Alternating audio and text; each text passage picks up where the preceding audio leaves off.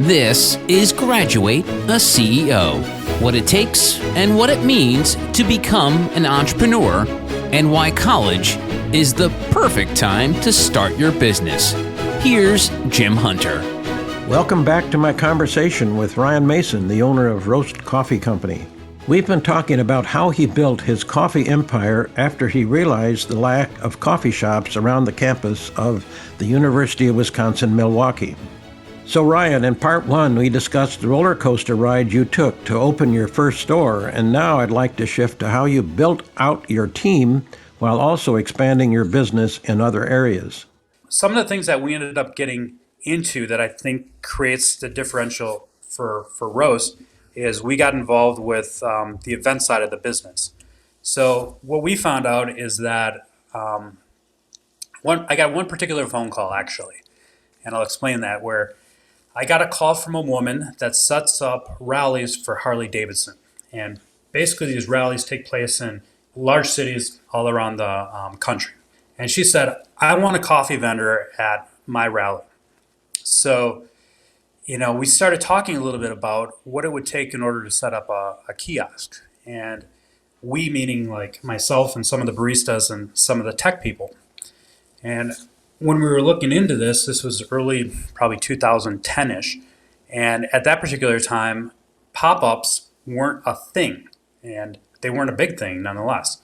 So I had to talk to a lot of my coffee techs, a lot of the baristas to try to figure out, like, how do we do mobile coffee? How do we do pop-up kiosks? How do we serve coffee mobilely? So, talking with these people, they could only get me so far. And I had to do what I consider like connecting the dots, because we had to figure out all the power. We had to figure out all the water requirements. We had to figure out health codes in these particular areas.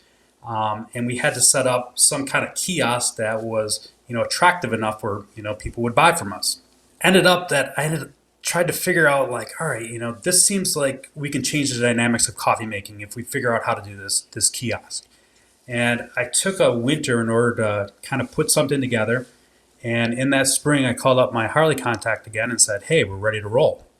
And they had, said, all right, our first major event is in West Virginia. So I packed up the truck with all the coffee equipment, drove out to West Virginia in order to do this event, to where I can, essentially lost a bunch of money at that particular time that I couldn't afford to lose.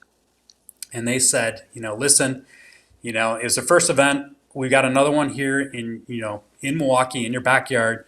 You don't have to pay for travel expenses. You don't have to, get there. We'll set you up in a better spot. We're figuring this out ourselves. So they set up in this particular better spot. It was a good event until it started to rain. And being an outdoor festival with Harley Davidson people, you've got the bikers that aren't going out in the rain. So our business crashed again. I had done this particular kiosk at another event, and I had proved that the business model worked because we actually, made money at this particular event. And I guess what I started kind of wavering on is if these Harley Davidson people were our people that we needed to serve to. And these particular Harley people said, all right, our best event of the year happens down in Arkansas. And I said, there's no way I'm traveling down to Arkansas in order to do this event. They said, well, it's the best event. We'll put you in the best location we possibly can. We'll try to set you up for success. If it doesn't work, you'll never hear from us again. And it kind of put me in a tough position because, I had realized the first event that we did, all the travel expenses that I had, the hotel accommodations that I had to do. And I said, listen, I don't know if I can do it. And they said, well, what's your holdup? And I said, if you give me a hotel room, I'll come down and do it. So that's what they did. They ended up giving me a hotel room. To their word, they set me up in the best possible location that I could possibly be in. And, that event to me became what I consider an ATM machine, where more people were throwing money at me than I could serve coffee to. And it ended up just being the blockbuster event that set the kiosk business kind of on the trajectory that it went. So once I came back to Wisconsin, I had a big high because I was able to make a bunch of money at that particular event. Covered the losses that I had in the previous event and had some money left over that I was able to invest back into the business. And one of my customers was a a wedding photographer. And I said, how about setting up, espresso bars at like weddings and events? And he said, well, there's a particular person that does it right now. He's not very good at it. And me and this person ended up working together to try to create kind of a business plan on what it would take in order to do espresso bar catering at weddings and also corporate events. He set me up with a couple of people for different wedding shows. And once I got involved with those wedding shows, one of my keys was that I was going to charge 40% retainer to retain the date for these brides and grooms. So from my perspective, I'm getting money coming in to hold a particular date. I had worked it out where I completed the menu, all the final details, and then the final payment was due. So essentially, I'm getting paid 100% before the event actually happens. So I'm getting cash flow coming in, and cash flow coming in a kind of a big way. So at these particular wedding shows, I've started getting bookings, and the business starts taking off. In a sense, now I've got a cafe, I've got a kiosk business, and also a catering side of the business where we're kind of positioning ourselves for the the high end brand focused companies. Once I had kind of those in place, that's when I started building the business, and I realized that I needed people in order to do a lot of this. So I started looking at like how can I attract and retain people, and kind of the two marquee brands that we had, Roast Coffee Kiosk and Roast Coffee Catering. Most companies weren't doing this type of work. So it created an energy for hiring because the events that we were doing were, high-end events for nationally recognized companies. It got people excited, and when they got excited, they came to work for us. Well, gosh, as you talk about your history, it seems that one of the key things has been the relationships that you've established. Your attorneys, your customers, it seems that that has been one of the key factors that you've been able to use the relationships that you've had to manage your success. I think you're absolutely right. I mean, the relationships that I've developed, yeah, like you mentioned, with my customers or with my employees or with people that I work with, and even the partnerships that I've developed have always been really important to me because at the end of the day, kind of our one phrase strategy is coffee time. Like we need to be making coffee in order to be making money. So if we're not making coffee, we're not particularly making money. So the relationships and the partnerships that we have developed throughout the years, whether it be, at different convention centers or concert arenas or, with particular festivals that we do throughout the years, I mean, are incredibly important to me. So one thing that I think is really important is the way that you do business.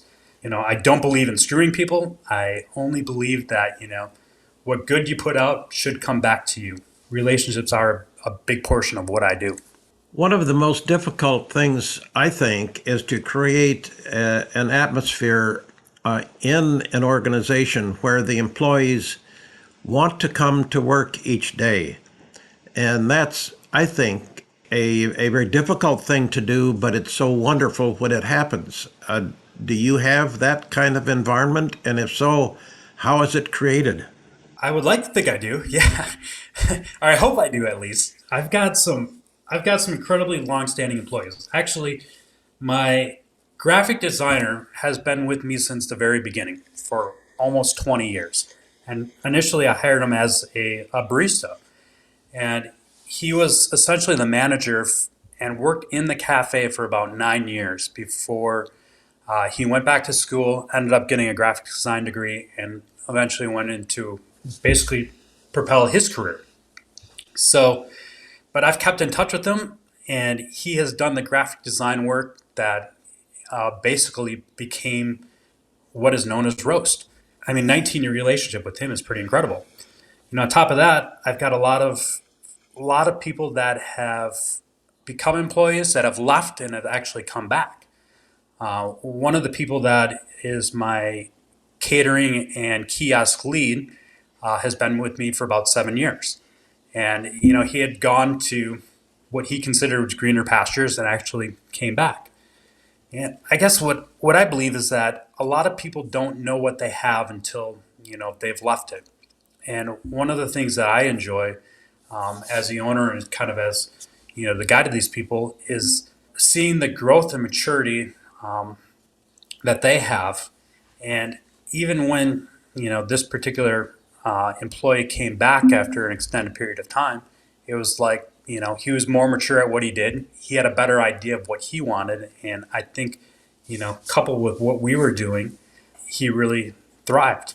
So, I mean, I don't know if I've really kind of dissected how I've created that particular culture at Roast, but I trust my employees. I think I give them, essentially the keys to the shop very early. But on top of that, the work that we do, whether it be catering or the kiosk work, if I take a step back and say, all right, we've got a particular kiosk event, say in another state. I'm sending out the employees with a van. I'm sending them out with the kiosk itself, all the equipment, all the ingredients, everything that they need to do in order to be successful. And I hand them an Amex card to basically say, take care of your food and gas and everything else. So a person at a very young age is given a lot of trust in order to, do the work that they're doing. I think that in turns holds them accountable to me and also the company. And I think they do better work that way. So the trust goes both ways, is what you're saying. Correct. Yeah. I need them in order to build the business. And, I'm willing to pay them quite well in order to do that. And I'm asking them a lot out of them. And I think at the end of the day, some people could look at it and say, I'm not getting paid enough. And I think, I say, don't look at the pay then, look at what you're learning. I mean, there's no other job that you can do that, your employer is going to send you out in order to do a concert, or an event or something of that nature. And it's what you're learning while you're out there that should be important. Perhaps that's maybe the differential where, once they understand what we're doing as a company and how we're doing it and what makes us unique and different, I think they realize that the money is going to follow. Well, that's terrific. What advice would you give to someone who wants to start their own business in the coffee industry? Don't do it. No, I only say that because it seems like, from my experience, coffee people focus on making coffee. In that, you've got these baristas that have worked in these companies, and I think they've gotten to a point in their career where they're like, I can do this on my own. And I know what to do in order to make better coffee. And I think they put too much of the focus on the coffee itself. Starting a business is very difficult, especially in the food service arena and additionally in the coffee space. What I guess I've realized is a lot of these baristas know how to make better coffee. And you know what? They can make better coffee. But the problem is there's such a finite group of customers that are willing to explore that type of coffee and also pay for that coffee that I think it becomes essentially a losing proposition. I guess when I look back at, my journey and my career and what I've done, I never really considered myself an entrepreneur when I started the cafe. It wasn't until I started the kiosk business and the catering business that I really felt as an entrepreneur. So, I look at the kiosk, I look at what we've done with that and how we've created the energy and the atmosphere and, the trust with the customers. And I think that in turn makes us successful at that. So, for a new person that's starting off in the coffee world, I think you need more than just how to make a better cup of coffee. I think you need the complete package, whether it be the way things look, the way your menu's set up, the equipment that you have. I think, having a philosophy with the interactions you have with your customers and trying to make that process, the whole coffee process, a little bit easier and a little bit better, rather than just try to focus on making better coffee. Let me ask, what do you think the future of the coffee industry looks like, and how is roast coffee positioned to thrive in that future? Ooh, so I guess early on in my career, I really focused on what people were doing and how they were doing it, whether it be different companies, different shops, et cetera. And that's where I think I got a lot of my ideas. And it wasn't until I kind of broke out of that and started doing my own thing and really focused on what we did really well and taking care of our customers that I could really like separate myself a little bit from that. I mean, obviously trends are really important, but in coffee in particular, what I found out is that there's so many trends that start and don't take hold. And I think identifying which trends are really things that are going to grab some roots and really take hold are the things that I need to look at. So in other words, I'm not looking at a lot of the flash in the pan type of stuff, but rather kind of the long-term trajectory of the industry. I guess what I've discovered with the kiosk work in particular, I mean, I can lower my operating costs at any type of event. It increases the volumes. I can charge higher prices for what I do. And, even if I have excess inventory at the end of that particular event, I can take it back to the cafe to use. I guess what I'm trying to say is that there's a lot of levers of profitability in the kiosk work that I've discovered that I think we do really well. And if you look at, that in particular, I could set up a kiosk for a lot less money than I could with a retail coffee shop. And I guess where I see is a lot of it going to more of the mobile stuff in the future. I think that, changes the dynamics of the coffee industry, and I think you can make more money that way. I see that as a really big growth potential. I mean, in terms of coffee right now, what I'm seeing is that younger people are getting a lot more ice drinks. From an operator standpoint, ice drinks are actually quicker to make. So I can turn around a drink a lot faster than making a hot drink because I can eliminate a process, which is steaming milk, and actually make the drink faster. To me, some of the things are good. If more people are doing ice drinks, that's faster for me, which means that I can increase my volume in order to serve more drinks and also, make more money too. Sounds good. You have a master's degree in business administration and a graduate certificate in entrepreneurship management. It's How true. much of an impact has your education had on your life? Uh, my MBA, honestly, not that much. The reason why I say that is that while I was doing my master's program, I was also starting a business. So therefore, I was using a lot of the classes that I was taking in order to kind of tailor to my business. Once I graduated with my MBA, I've had professors come up to me and say, I don't essentially know why you ended up doing this because we're trying to teach what you are already doing. And it was kind of a bit deflating. But on the flip side, I come from a family where my father has a PhD, so education was always important. Right now, what I'm seeing is starting a business is a lot easier nowadays than ever before. Whether you start it and can run it successful are two different things, but I attribute a lot of my relationships and a lot of my knowledge that I learned in school to what I do with my business. But, at the end of the day, I mean, I realized why I wasn't, as successful in school as what I should have been, but also I'm applying the learning and the education in my business, and therefore I have a bigger motivation in order to make it work as best as possible.